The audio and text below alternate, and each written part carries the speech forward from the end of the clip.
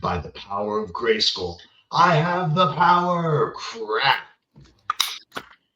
Ladies and gentlemen, boys and girls, you know what that sound means. It's time for another episode of A Beer Review. So pour it high and let it gleam.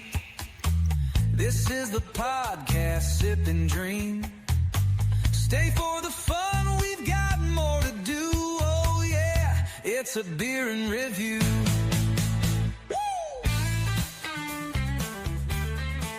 God, those are my two favorite sounds in the world, the crack and the beer and review intro song. Welcome one, welcome all. I'm your host this week, Lane Good, and as always, I'm joined by my wonderful friend, Keith Fuchs. What up, son? And you guys are listening to episode 137 of A Beer and Review. We watched Masters of the Universe, and we will be drinking Gumball Head American Wheat Pale Ale. We will be discussing both the beer and the movie, and we'll be having a great time while we do it. Keith, my friend, it's been a while. We missed you last week, but how have you been? You know, I've been quite swell, Mr. Good. As you know, my 36th birthday was last weekend, which is what led to me missing our podcast. The wife and I went out, and we rarely go out. We'll go out. We never do. But if we do go out, we rarely stay out very late. And my wife was fucking having a great time. And we stayed out well past a respectable time for starting the recording. So you guys went without me. I'm sorry I missed it, but I had a good night. And if you like my Spider-Man review, I can give it at some point. Absolutely. I think we'll hit that one, what you've been watching, but I think that's an excellent reason to miss the pod. When you sent the picture of yourself having a nice old ceremonial swig with us, it was a fantastic picture. Just made my evening. Speaking of the ceremonial swig, I kind of snuck a few in there. But let's go ahead and say cheers to you and yours. Let's have our little first sip of beer, and let's get a great pod underway. Cheers. Cheers, my friend. Keith, we usually start every episode with a little what you've been watching segment. You did mention a little Spider-Man action. I'd love to get your little quick review of it and anything else you've been watching this last few weeks. Well, funny enough, I was going to discuss this on the last pod. I have been watching a whole lot of Spider-Man. So I will start with the review. Brand new day. I thought that it was awesome. I'm an MCU guy. The MCU multiverse stuff, I haven't watched a ton of it. I've actually watched more than I thought after looking through. Obviously, it has not been as good as the Infinity Saga before it, which was fantastic. This brought me back. Me and my wife left the theater going, we want to get back into the MCU stuff. We got to get caught up with all the multiverse. We got to get ready for the new one coming out, Doomsday, coming out in December. But overall, Tom Hardy is a fantastic fucking Spider-Man. I like that they're mixing in X-Men too. Love that. Love Jean Grey. Love the actress that played her. She was great in Stranger Things. I'm going to give it a 9.2. Thought it was an excellent flick. What did you two rate? We went significantly lower, but you'll yell at us when you hear our scores. So we'll say we really, really enjoyed it. Here's the thing. I won't yell at you. I want to know the scores. Okay, we gave it Luke gave it a 7.8, and I gave it a 7.8. See, I understand that. Because there's really good. Certain things with Marvel, not everyone's going to fucking be in love with. For me, it was so good because I just thought I enjoyed it, and I enjoy those type of movies. So anyway, what else have I been watching? Well, Mr. Good. I watched the first 3 Spider-Man Homecoming, Spider-Man, what's the Far From Home, and No Way Home in preparation for the 4th. Then after the 4th, I got into the old Spider-Mans again. I watched Spider-Man 1, 2, and I had never seen Spider-Man 3 with Tobey Maguire. Oh, God. And what'd you think? Boy, oh boy, did they fall off with that one. Yeah, pretty bad. Man, dude, the scene where Venom has taken him over and he's embracing it and he's walking down the street pointing at chicks, dancing. I'm like, oh my god, dude, we've gone. It's too worse far. than the internet clips you've seen, right? Oh It's my like god, so it's bad. not great at all. I was also going to watch the Amazing Spider-Man 1 and 2, which I haven't watched, Ooh, but I really enjoyed the first one. did not get to those two. I have also seen the ones with Miles Morales, the cartoon ones. Those ones are Into awesome the too. Spider-Verse. Into the Spider-Verse and whatever the other Spider-Verse fucking one's called. So that's what I've been watching. Whole lot of Spider-Man. And dude, Batman is my favorite superhero comic of all time. But the Spider-Mans are fucking, he's a great one. I love that shit. And my kid was for last Halloween too. So I'm sure he will. He's going to have a whole treasure trove of Spider-Man movies once he gets of age, which is. He watches fucking Spidey and His Amazing Friend like fucking clockwork. So, and that's also good. I have watched a few things. I watched The Crow, 1994. It's on my list, so I went ahead and crossed that off. I don't know if you've seen it, but Brandon Lee, son of Bruce Lee, and there's a story that he died on the set while filming. It's kind of crazy, spooky thing about the movie. It was kind of like similar to that just happened recently, the Baldwin brother. Alec Baldwin, he kind of shot that girl. Similar, some kind of accident on set, so it was very similar. I watched the newest season of Quarterbacks on Netflix because it features my man Cameron Ward. So that was getting me in the football mood. We had our first preseason game this evening. I didn't turn it on. I'm going to wait until the Titans play, or at least I'm bored enough to want to throw it on. And then tonight, I went to the movie theater and I went to opening day of Super Troopers 3. And it was, I'm going to say, almost disappointing. I was surprisingly happy with the second one, and this one was a fall off, definitely for me. I got a few good chuckles, but while you're watching, you're like, what the hell is happening in this movie? That's kind of how I felt about Super Troopers 2. Oh, then I do not recommend watching the third one. Don't really care to watch it. Super Troopers I feel like that's one of those comedies that's so unique in its own way that you can't replicate, and you can't make a second, and definitely not a third, because the humor is just not going to hit the same. Yep, absolutely. That's kind of how it feels about like American Pie. I watched the first one and the second one recently, and it's like you can't keep making that comedy with people who just get older. Like you don't want old men telling you dick jokes all the time. It's kind of play that. Exactly. All right, well, let's talk another movie that's made for older gentlemen, Masters of the Universe. And again, this week we are drinking Gumball Head. Keith, can you guess why I went with Gumball Head for our beer here?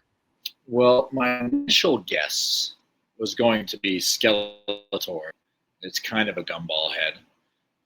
But after sitting down and pulling out the box here, I noticed that there's aliens that all kind of look like Skeletor. In fact, one of them is holding a staff like Skeletor holds. So I'm assuming that that's why you picked it. That correct. You're nailing it. I do have a little skull on the can here, which also looks like Skeletor. But I also thought that Gumball Head would have been a name that Adam would have given to someone in the universe, like Mechaneck, Fisto, Ramhead, or whatever, and the Gumball Head. I thought it was right in the same area. So that's why I went with the beer this week. And yeah, the more I read about it, which we'll get into the beer corner and talk about it, but it just made me really happy that I picked this beer. So the American Wheat Gumball Head out of Three Floyds Brewing. Let's get into this movie, Keith. This released in 2026, directed by Travis Knight. Here's a fun piece of trivia for you, Keith. The son of Phil Knight, the Nike heir and creator. Yes.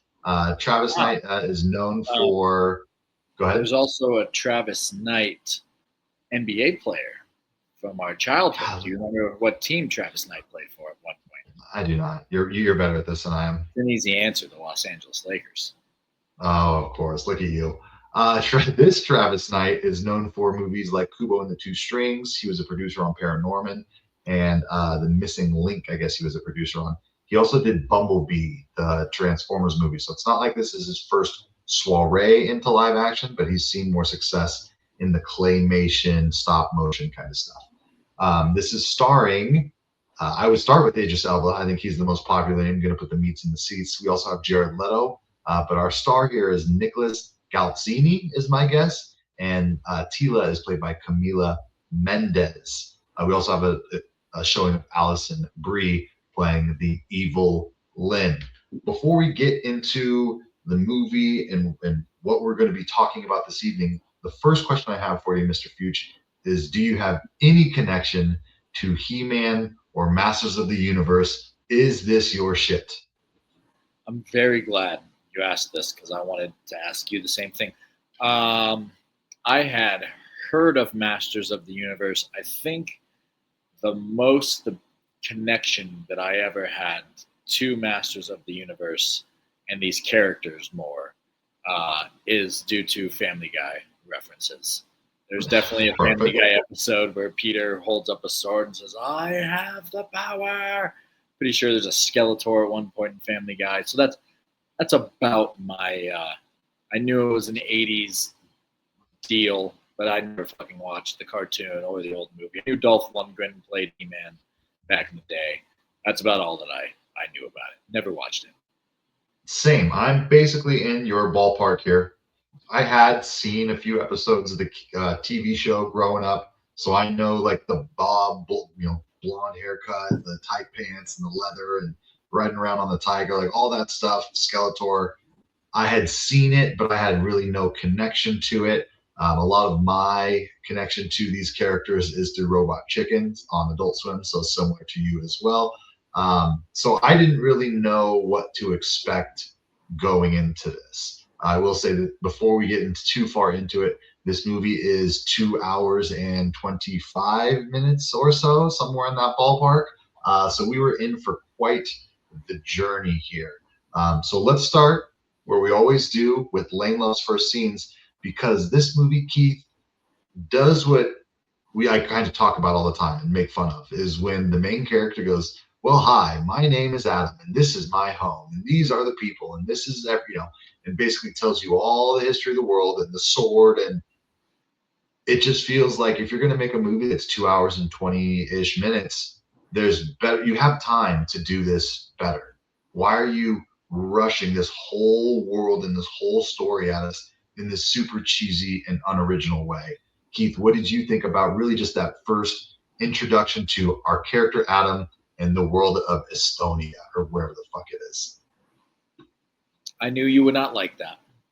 Mm-hmm. Yeah, they definitely spoon-fed it all to us from the beginning. It would have been better if they just started out with him as a kid on the planet. And then as he's like on Earth through his pictures and him granted, he is telling the story to a date. And that is a kind of funny twist on it. That is a good funny twist. I did like that. But yeah, it would have been better to have a little more mystery behind it. Now, granted, I think this movie was definitely made for fans of the original show / old movie. But yeah, it would have been better if they just started him out as a kid and then like through his drawings and him telling the people on Earth later on, you kind of learn more. We get to see him for the first time, and it's like, holy shit, there's these people. Exactly. I completely agree, but that's not what happens in the movie. It starts out, as you mentioned, with a young Adam. We're introduced to Idris Elba's character.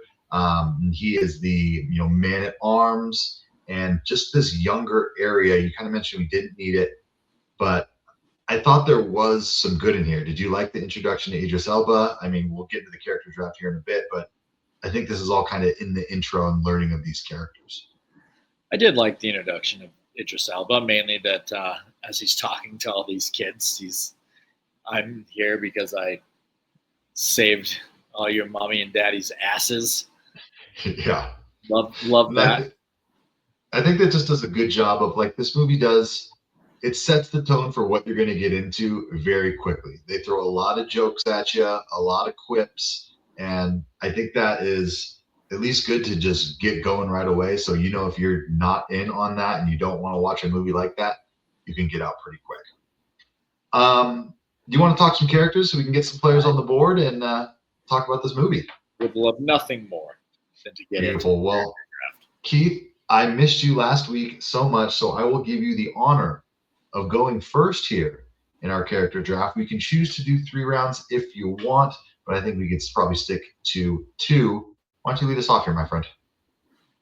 All right, I'll start off with who we've already kind of talked about, Duncan, played by Idris Elba. I'm just a big Idris Elba fan, but I also thought his character, there may have been a couple things I didn't like that they did with him, but I did like his introduction, that he's the man of war and that he's training all these kids. He's a smart ass and he's tough as nails. And he was funny throughout too, even when he was a drunkard and then he finds his armor and shaves back his mustache, but he's really still kind of just, he's the old drunkard. He doesn't really have much left in him. Loved Idris Elba. Loved Duncan. Thought he's a great character. I'm taking him. Yeah, I like that pick. I think he did a really good job of playing this really serious for what movie he's in. Even when he's delivering punchlines and jokes, he's doing it in a way that's so serious, like he's treating this like an Oscar performance, which I really enjoyed. For me, a surprise, I think, very clear number 1 pick, Jared Leto's Skeletor. I could not believe how good this was. Maybe because I had no clue, or you can't tell that it's Jared Leto, but I had read that online or seen it online before I had watched the movie, so I knew coming in. But when he came out for the first time, I was like, whoa, what is this voice? What is going on here?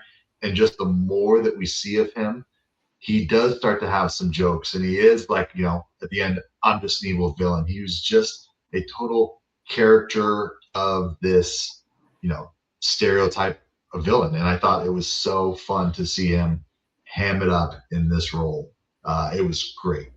I think for my next pick, I will go. I'd like to second that. Get in here. Skeletor was fucking.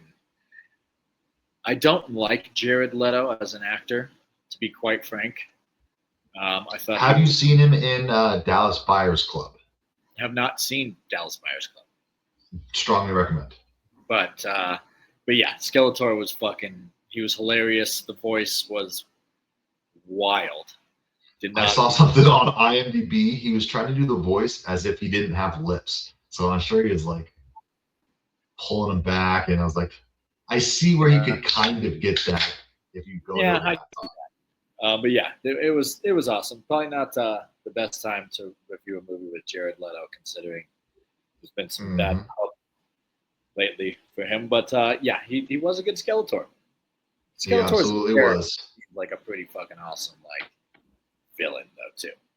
Yeah, absolutely. It's such an iconic look. I think that's why part of the reason why the show, as a young boy, stuck out to me. You got this crazy Skeletor. You got this dude in these crazy outfits. Like it's easy to catch the eye when I was a young boy. I think for my second pick, I'm gonna have to go. I'm gonna do the boss in The Office. The lady who was like doing all the HR speak and the technical mumbo jumbo when he was getting fired for looking up swords at work. She was so funny in the way that she was trying to, get him fired and being stern and putting her foot down, but she does it in this almost gentle parenting type way, and her mannerisms and just her voice. I thought she was phenomenal. She was such a joy in her very limited screen time.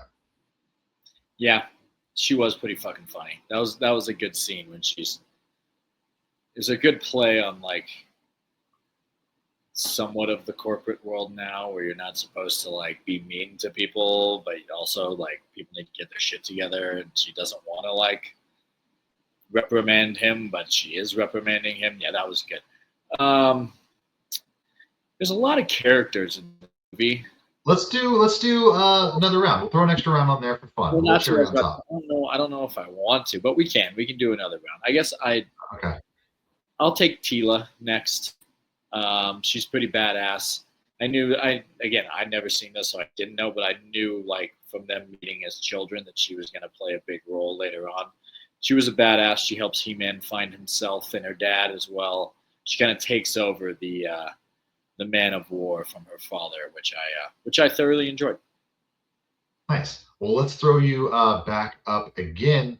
Throw one more round in there, just because, like you mentioned, there's a lot of interesting characters and designs of characters and monsters in this movie. Yeah, this is where, I'm gonna go with. Oh man, I'm actually gonna change it. I was gonna go with the neck guy, but I'm gonna go with Evil Lynn. Nice. I think Evil Lynn was pretty goddamn funny. She's like a good second in command for Skeletor, but you can tell that she just fucking hates him and can't stand him. And at the end, she like doesn't really want to help him, but she kind of has to. And she's got these fucking wizardy powers, witchy powers, but she she's kind of just riding the coattails because she has to, but she doesn't really like being evil. And she was pretty funny. Alison Brie, well done. Yeah, I think so too. I mean, especially when you have her name's literally Evil Lynn.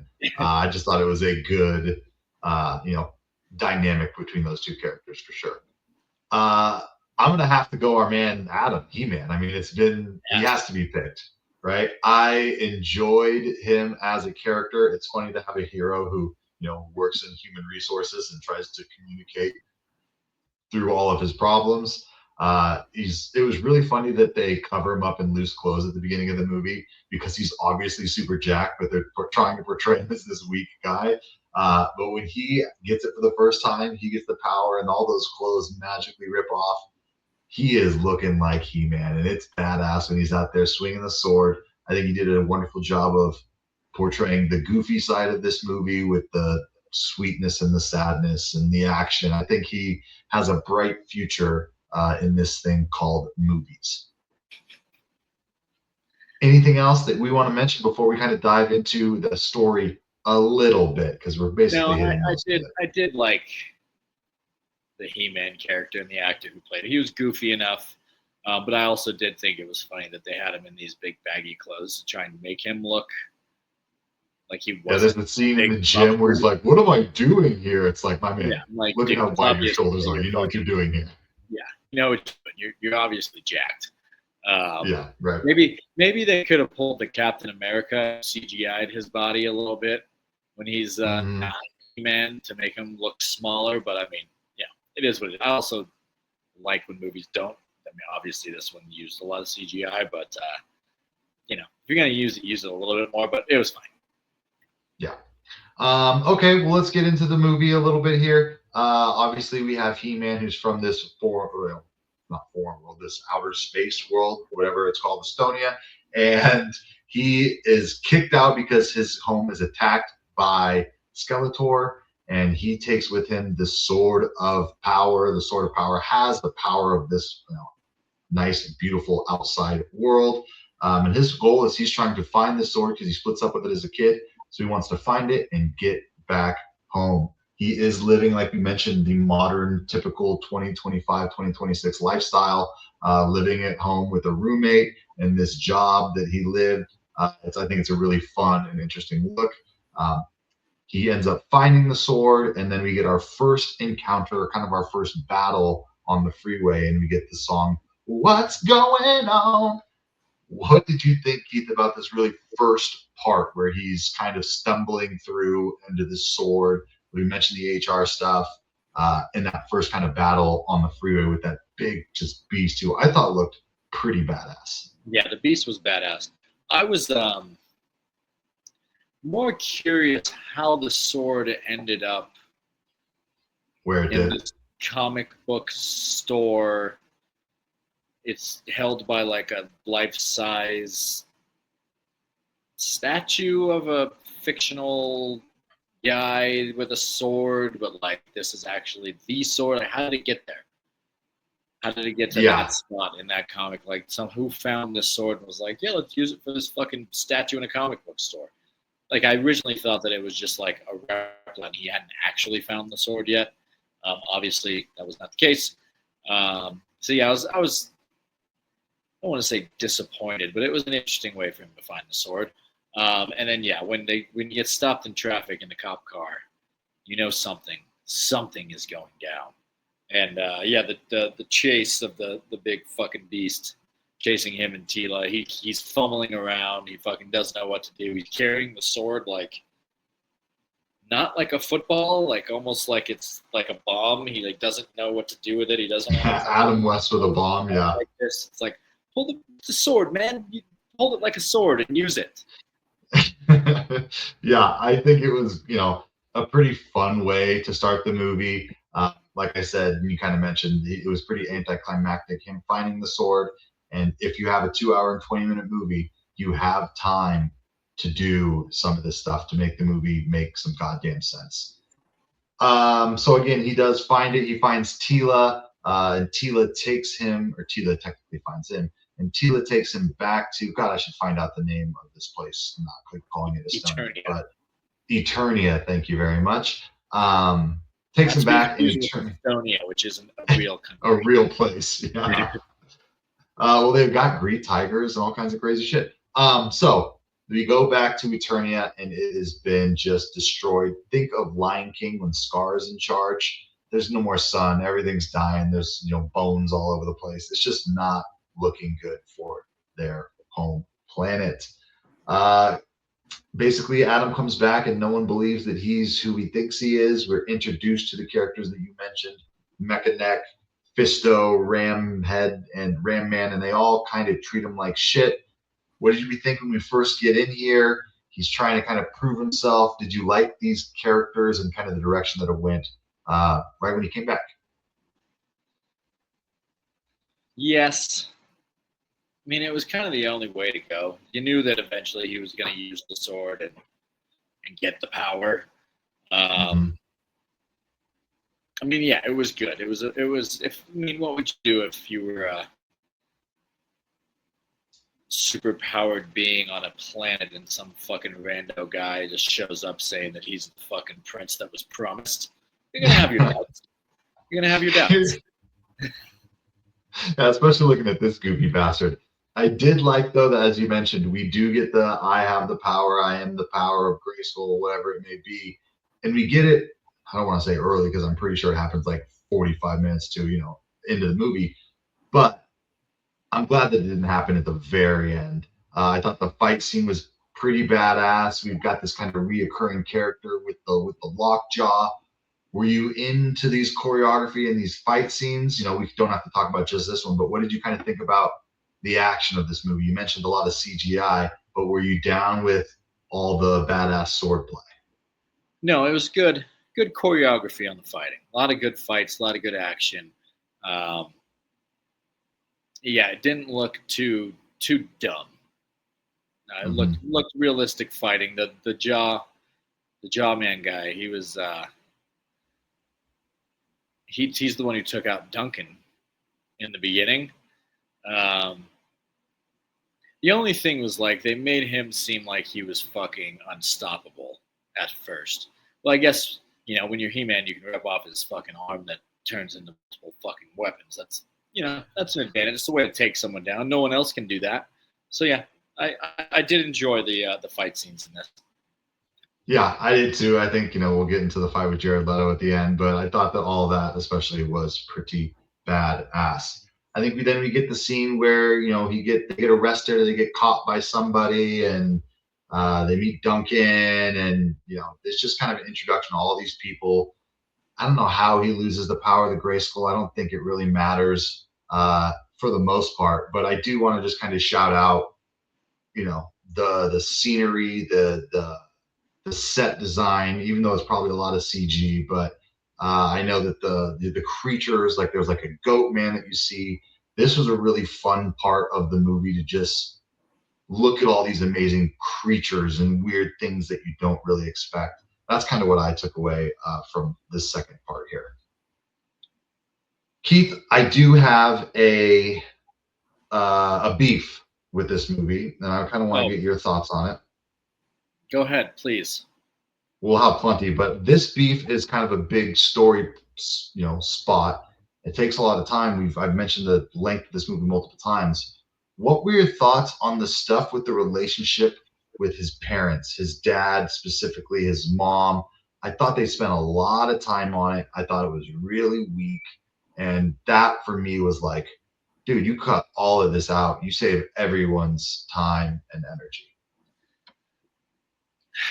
I mean, it's one of those things where it's necessary to establish the character, right? Because he was this Sure. small. But he had it with kid. Duncan and Tila. Like that was the more fatherly relationship than anything with the king.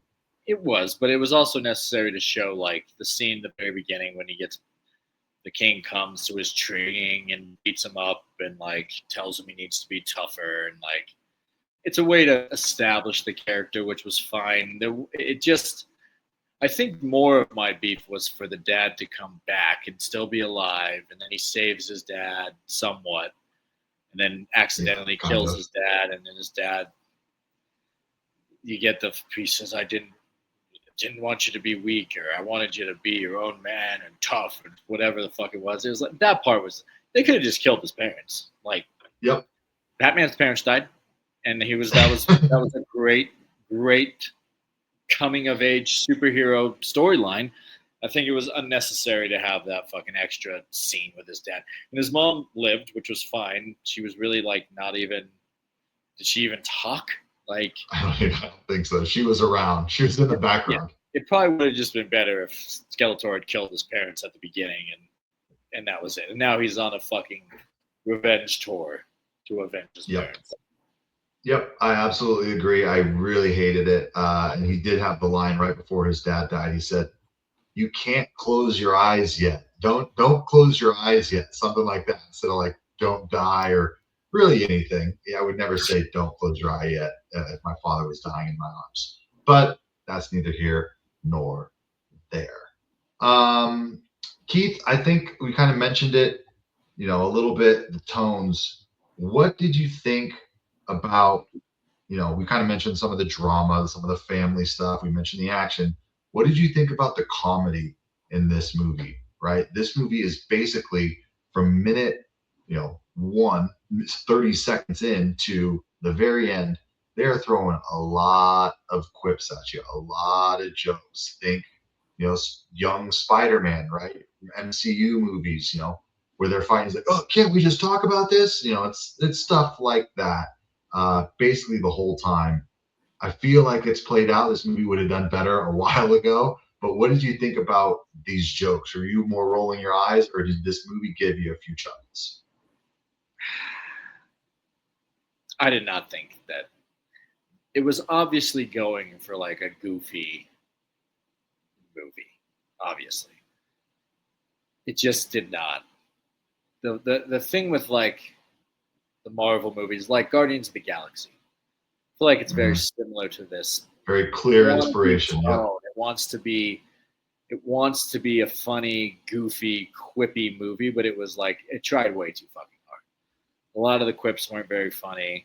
They almost made He-Man too fucking goofy. Like, yeah, trying to use his HR fucking skills on people to like talk things down. Let's talk about it. At the very end, in the climax of the movie. Exactly. It's like it was just trying. I guess, like the HR lady, that scene, that was pretty funny. It's kind of funny, I guess.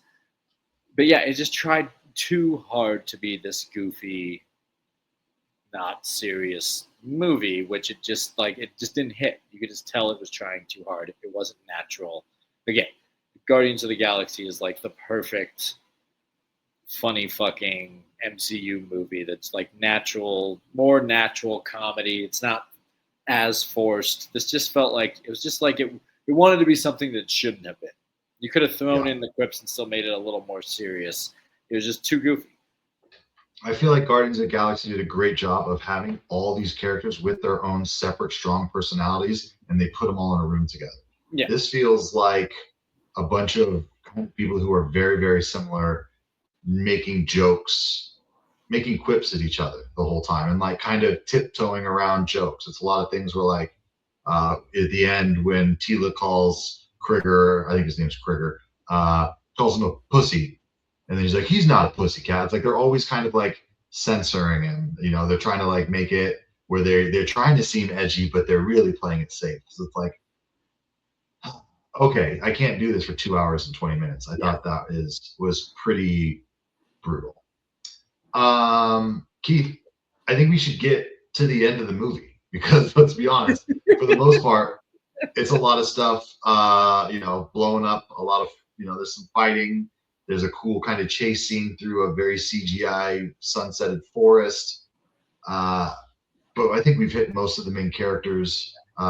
Idris Elba is a drunk trying to overcome that. I think we should hit that because we see this in movies like Happy Gilmore 2. That was a big, strong part of the movie. You kind of mentioned that you didn't really like some of the decisions that they took with the character. Are you I'm kind of personally down on this whole let's make the guy who was really successful once just a drunk, and then that's the thing that he has to overcome is like sobriety. I mean, it's a thing that people have to go through, but I just think it was I don't know if that's something that I want to become a trope in my movies. Yeah, I mean, I think that was my biggest thing with Duncan specifically. Yes, it's like, okay, he's this big badass guy, and then he failed, and now he's just a drunkard, and he's not going to try anymore at all because he lost one fight. That's a bit extreme. But to me, the big movie's basically we get introduced to him. He's on Earth. He comes back. He gets the power. He fights Skeletor. He gets thrown into the thing, and then he has the fucking speech of bringing everyone together. He does his HR speech, and then he goes. Oh, and that's another really cheesy part where they break down the bars, and they're walking out, and they're doing their badass thing, and then they start coughing because of all the dust. It's like, oh my God, what are we doing? Unnecessary. Like it was a very simple movie that was just drawn out so long. And even like the character development between him and Tila, they have the one scene where she thought about him every day, and I thought about you every day, and he's going in for the kiss, and she's like, "Oh, well, just as a friend, just as a friend." Oh, this is fuck you. Like that, it just wasn't organic. None of it felt organic. It was like you said, 2.5 hours. My wife sat in bed and watched this through the course of 3 nights with me because I watched it in segments through each night, and she was just like, "When is this movie gonna fucking end?" Like, can we not watch this 3 nights in a row? Oh my God. So yeah. Anyway, it just the way that we got to the end, it was very simple movie that they drug out for so long. Mm-hmm. Agreed. Okay, let's get to the end because I do think, like I mentioned at the beginning, Skeletor is pretty badass, right? And so we have this kind of big fight scene where he's trying to get the sword. Obviously, the power's not in the sword. Everyone knows that the power is in Adam, aka He-Man, the whole time, which, again, everyone saw that coming. Very predictable. But I did like the part where Skeletor has this power where he puts his hand on Adam's head and kind of just goes back through his life, and we see Skeletor jumping in the scenes at the gym, at the workplace, and I really, really liked at least that aspect of the fight scene. Them actually duking it out, I thought was pretty cool. What did you think about this grand finale? Did those 2.5 hours at least build to something halfway enjoyable? Well, I think I did enjoy the battle between. I actually kind of have beef with that too. I think Skeletor, like, we didn't understand what his powers really were. Like, why was this guy so powerful besides he has a staff? And then finally, when we see him mind control or dive into fucking He-Man's brain, and like you said, go back through his life and Skeletor's and all these scenes with them. Like, who would have seen Skeletor do that to like his dad earlier as he's torturing him? It would have built him up as even more of a fucking badass. Like, we would have seen this guy's truly, like, got some fucking power, man. Like, he can do some fucking Jean Grey stuff. Like, he can mind control people. He can do all this shit. Like, there's a reason that he was able to take over Eternia and overthrow the king and do all this shit. And we didn't get it until that brief scene at the end. And then the fight, it was fine until He-Man starts fucking like punching him, He like Mhm. hits him with a couple body shots, and then hits him in the fucking face, and then hits him with a couple more body shots, and one punch sends him in. It's like this is not cool at all. Not fucking cool at all. Just like what are we doing here? And then he's like, I was pulling my punches. I And was then he pulling does the my thing where he pulls Then he back gets and his Thor fist lights power in up. his fist, and it's like, oh my god, Mhm. this is just so bad. And then of course Skeletor has the stupid line. Oh, can we talk now? Oh, oh my The time god. for talking is over. Yeah, the time for talking is over. Jesus, Yeah. you guys are really, really forcing it. And I know we're done skipping to the very end here. The fact that we didn't get the He-Man name until the very end, where they ask him, "What did you had names for everybody else? What was your name for yourself?" Oh, you're gonna make fun of me. It was He-Man. It's like, can we get it? Like they had a scene at the beginning when he was working at the company. He's talking to somebody. He has a name tag that has his name and it has the he/him. Oh. He, him. That's when it should have been like his name tag on his desk should have said He-Man. That would have been the way to good. fucking do it. Not waiting to the end and then he has his little. Which I almost feel like they're setting up for a sequel, which I pray to God they don't fucking do. If you couldn't tell, there's a lot of beefs. But anyway, what were your thoughts on the fucking final scene? Because it sounds like you Yeah. I at least enjoyed it a little bit more. Like I said, I was really into Skeletor. He was what was really carrying me through this movie. So to see him at least swing his staff around, it was good action at least for a little bit. I did just like him as a character. I thought it was at least a menacing, intimidating presence. I think that's about all he was. I think you do a good job of mentioning that we don't see his actual powers and what he's capable of, but I think he was a good looming presence. And I think that's thanks to the voice and thanks to the character design. And maybe I just like Skeletor, but I thought that was fun to see him do some at least sword fighting in 2026. I think let's get to the end. Oh, we also didn't mention that he rides a green tiger. What did you think about the tiger? I thought he was really, really They bad. mentioned the tiger. He mentioned that he has a tiger when he's talking to the people on Earth, a green tiger. And we see him when he's a kid. We see him when he's a kid, I guess, yes. But then he doesn't come in until the very fucking end. He doesn't ride him until literally the last fucking scene. It's like, because that was one of the few things that I actually knew about He-Man is he rode the fucking tiger. And then they tried to make the tiger funny too, which didn't really hit. It was whatever.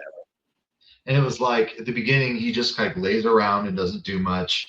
And then he's like, "Oh, can I lick you?" The first time we see him, like it's like not like we ever see this tiger training or being badass at all. And then all of a sudden, he's supposed to like wear this battle armor and go like fight this giant badass dude with a whip. It's like, okay, I guess, sure, but it ends with, I think you kind of mentioned, a setup for a sequel. I agree. I don't think that this movie is going to get a sequel. I think that there could have been fun and interesting characters here. I kind of liked Adam and the character. I think, like I said, there's a good movie that's probably about an hour shorter than what we got. But again, we're not reviewing the movie I want to see. We're reviewing the movie that we watched. So I'm going to have you look up the financials, which would be awesome. But while we do that, actually, I'll look them up. But while we're doing that, Keith, is there anything else that you want to hit on this movie that spoke to you either in a good way or a bad way before we wrap up here tonight? Oh, I could go a lot of bad ways. Nothing specific. It's just, I mean, even like the conversation that he had with Duncan after Duncan wants to have a drink because they won, and Tila's, "You've been drinking for all these fucking years." He's like, "Well, Yeah. all right, well, then you may have a like." It was like they were trying to set up scenes with characters to have an impact that just didn't really have an impact. It was kind of like I just wanted to see more Skeletor, honestly. Yep. Skeletor was fucking badass and cool, and The voice was cool and pretty funny, and yeah, man, I watched it, but I think this is going to be pretty low on your reviews. And honestly, the more I talk to you, the more I am lowering my score because you do bring up a lot of good points. The budget for this movie, this is according to Wikipedia, which we know can never be wrong, is coming in at $170 million. My God. I think it was apparent that they spent a lot of money. I think there were a lot of practical effects, at least in the close-ups. I think there's like one of the Beast guys. They said it took like 4.5 hours for him to do his makeup every time he came into film. I think Skeletor looked super badass. A lot of real sets, I think, and obviously surrounded by a bunch of green screen bullshit. But 170 million is a lot of moolah. I mean, the movies that are doing really well this year in 2026 have a budget of substantially less than that, unless you're Spider-Man. The box office, Keith, I am seeing a $114 million. So honestly, more than I would have thought, but still, as well. Still, this is definitely losing money, and lots of it. It might break even eventually, but yeah, that does surprise me. It made 114 at the box office, but I think that speaks to movies coming back. People want, and something we need to fucking mention. Like, I mean, we have mentioned that this was originally an 80s cartoon and an 80s movie, so it definitely wanted to, and this is where me and you, who never saw that, there's probably a lot of nostalgic things that we did not catch. There's probably a lot. This is probably hopefully similar to some of the stuff in the 80s, maybe a little goofier, maybe less goofy. Who knows? I didn't watch the fucking cartoon. I think I feel like it was more serious in the 80s, but because the 80s was so without trying kind of a goofy time in movies and TV that like they tried to embrace that part of this. So that's probably something that we're missing in this. So fans of that, of the show and the movie in the 80s probably didn't want to go see this, but yeah, 170 million. That's a fucking lot of moolah. A lot of moolah. I did read on IMDb that the movie obviously didn't do very well financially, but obviously it's jumped pretty high on the Amazon top movies list. So I think either they're pushing it or people are actually getting a lot of views on it now that it's on Amazon Prime. I personally have it up on 2 screens just so I see if there's any scenes that I want to talk about. And honestly, there is not. Oh, actually, there is one thing I want to mention before I get into the beer corner and you get to just call me in, which I absolutely love, is she calls him a squink multiple times. And I was like, what in the fuck is a squink? That is apparently a reference. You kind of mentioned that, so there's probably a lot of references. There are. This is a squink, Keith. It is a character or little creature from the show. That is a squink. That's a reference we would not have gotten having not seen the show in the 80s. Okay. Are you ready to talk beer, my friend? Oh, I am. I'm thirsty. I'm sitting in this hot fucking garage. I need something to wet my whistle. And I've got this Gumball Head, and I want to hear all about it. My local barkeep hit me with it, Mr. Good. Hello, one. Hello, all. We are drinking Gumball Head out of Three Floyds. Let's tell you a little bit about the beer. This is an American wheat pale ale, which is a style of beer that I wasn't really familiar with. American wheat pale ale. I've just had wheat beers and hefts and all that kind of fun stuff. But never this. This is coming in at 5.6% ABV and 38 IBUs.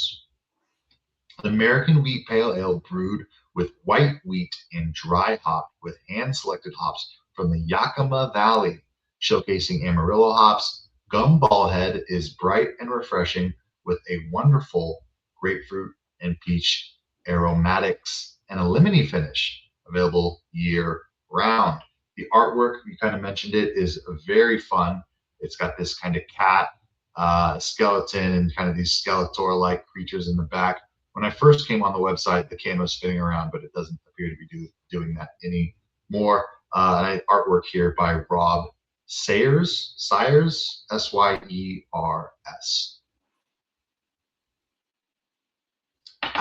talk a little bit about the brewery itself. We've got Three Floyds. Three Floyds is a Midwestern brewery dedicated to crafting a wide and quote-unquote not normal range of quality ales and lagers. Since our founding 30 years ago in 1996 by Nick Floyd, we have been brewing uncompromising, unrelenting, full-flavored beers for a range of tastes, with a constant eye towards sound, technical brewing practices. We use ingredients from around the world to bring you the best artisanal, innovative, and fresh beers we can. This story has it's a cool, a website here, but I'm going to try and go through this very, very quickly. It starts in 1996, as I mentioned, in a place called, I believe it was like Hamlin or something like that. He had just a couple $100. Starts out, he has a beer called the Dreadnought. It's the first Imperial IPA east of the Mississippi. That was in 1996. They grew from, again, Hammond. Three Floyds moved down the street to Munster, Indiana, but that was 1 year later. So most of their time has been in, again, Munster, Indiana. They come out with 2001, the lighter side of Three Floyds. We get the American Wheat Pale Ale, known as Gumball Head. So this is a 25-year-old beer featuring bottle and package art from creator Rob Sayers. I love this. Gumball Head becomes everyone's favorite cigarette smoking, space jerk fighting feline. So we fought some space jerks in this movie. So I was pretty proud to read that. And then really I stopped then they open up in Munster, and really I stopped reading, like I said, after that. So a lot of cool stuff probably could have happened, but I was so excited about the fact that it said space jerks, and so I stopped. I think that's a good place to end the beer corner. My friend, cheers. Cheers, Mr. Good. I'm looking at the part with Mulchman. It's like they do have a lot of interesting and fun and unique characters and character designs in this, but they just didn't do anything with them. Let's talk about the beer. Keith, you've had a couple, I am sure. What were your thoughts on the beer this evening? I have had a couple. A wheat pale ale. I don't know if I've ever had an official wheat pale ale. I'm sure I have at some point. It tastes like a wheaty, not a wheaty cereal, a wheaty beer, wheat tasting beer. It's fine. Not the best beer I've ever had. Definitely not the worst beer I've ever had, though. It's solid. I've got 4 more in this case that we'll be drinking at some point eventually. It's fine. Nothing too exciting. I'll give it like a 7.2. It's a good beer. 7.2 for my man Keith. I agree at some points, but I'm going to go higher. I knew you would. I don't typically like wheat beers, but I feel like this is a wheat that has like an IPA aftertaste and just a little bit more kick. I think a lighter wheat is not something that I enjoy, but I do enjoy the flavor of the wheat with a little bit of IPA there at the end, or at least a little bit of a stronger finish. I thought this was a great beer. So I'm going to go ahead and give it I didn't mean to do that. Let's go ahead and undo. I'm going to go ahead and give this, Keith, an 8. An 8 for your boy. I think this beer is great. I thoroughly enjoyed it. I haven't been drinking. I've been trying to drink less beer, but these will find a way to get drank this weekend for sure. I'm coming in at an 8. All right. You know what that means? I do know what that means. Are you ready? It's time for America's favorite game. Let's play some Rotten Guesses. God damn it. I get to listen to that once a week, and it is the best part of my week, Keith. Thank you so much for always bringing the joy to Rotten Guesses. Because you inspire me so much, again, I'm going to let you lead the charge on this one. Keith, this is the game where we try and guess the Rotten Tomatoes score for both the critics and the audience. Let's hear your guesses for Rotten Guesses. I feel like it's getting harder, especially with new movies, to guess. I feel like I say this every fucking time. So I'm not going to say it this time. We're just going to move it.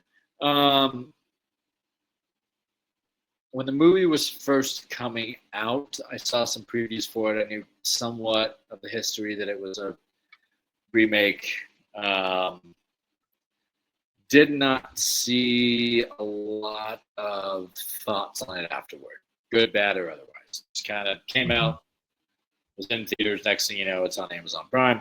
I do not see the critics giving it a very good score. I'm gonna guess the critics are probably gonna give this like a 6.2, 62.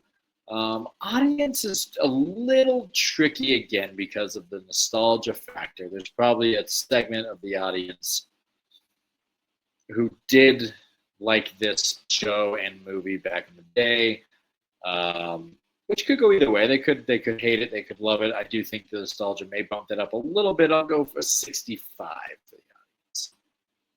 Ooh, so you're staying in the low to mid 60s for both. Yeah. I do agree, Keith, that the critics are going to be lower, but I'm going to be honest, my friend. I think they're going to be much lower. So to play the game, but also to give myself a little bit of leeway, I'm going to go with a 48 for the critics. I think they're going to be pretty low, but I could see it much, much lower. For the audience, I do think you're in the ballpark.